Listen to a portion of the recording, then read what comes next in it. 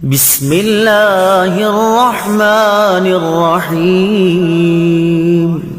ترجمہ: اللہ کے نام سے شروع جو نہایت مہربان رحمت والا ہے۔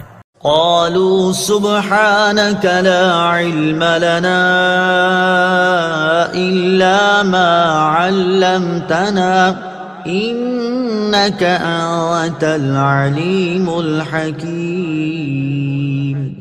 ترجمہ: فرشتوں نے عرض کی، اے اللہ تو پاک ہے، ہمیں تو صرف اتنا علم ہے جتنا تو نے ہمیں سکھا دیا، بے شک تو ہی علم والا حکمت والا ہے۔ لا علم لنا الا ما علمتنا، ہمیں صرف اتنا علم ہے جتنا تو نے ہمیں سکھا دیا۔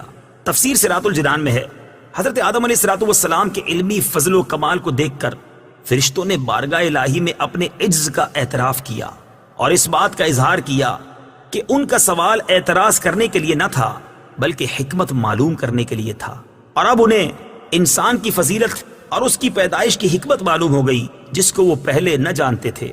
اس آیت سے انسان کی شرافت اور علم کی فضیلت ثابت ہوتی ہے، اور یہ بھی کہ اللہ تعالیٰ کی طرف تعلیم کی نسبت کرنا صحیح ہے، اگرچہ اس کو معلم نہ کہا جائے گا کیونکہ معلم پیشہ ور تعلیم دینے والے کو کہتے ہیں۔ قال يا آدم أنبئهم بأسمائهم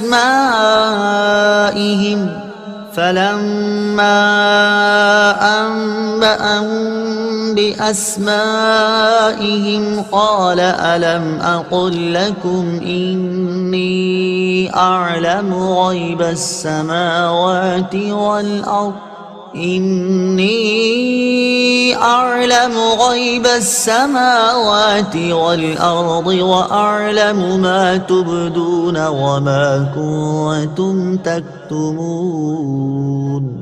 ترجمہ: پھر اللہ نے فرمایا، اے آدم تم انہیں ان اشیاء کے نام بتا دو۔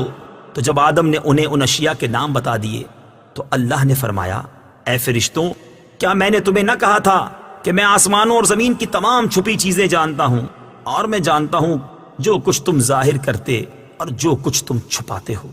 اعلم ما تبدون وما کنتم تکتمون، میں تمہاری ظاہری اور پوشیدہ باتوں کو جانتا ہوں۔ تفسیر صراط الجنان میں ہے، فرشتوں نے جو بات ظاہر کی تھی وہ یہ تھی کہ انسان فساد انگیزی اور خون ریزی کرے گا، اور جو بات چھپائی تھی وہ یہ تھی کہ خلافت کے مستحق وہ خود ہیں، اور اللہ تعالیٰ ان سے زیادہ علم و فضل والی کوئی مخلوق پیدا نہ فرمائے گا۔ آیت سے یہ بھی معلوم ہوا کہ فرشتوں کے علوم و کمالات میں زیادتی ہوتی ہے۔